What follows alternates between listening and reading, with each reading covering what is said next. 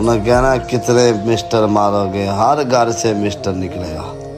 Footpath तो उठ के इतने आए हैं, सानू कदा पार है किसी का। जीरो तो शुरू करने वाला बंदा कभी भी नहीं टिकता। मैदान भी अपना, एक प्लेयर भी अपने, जिथे दिल लाल भी है। ये रब सानू दिते सदा बादशाही रब दी।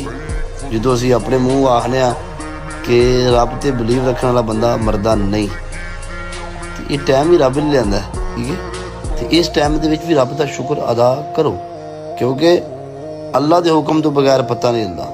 रब तेरा शुक्र है, शुक्र अल्हम्दुलिल्लाह।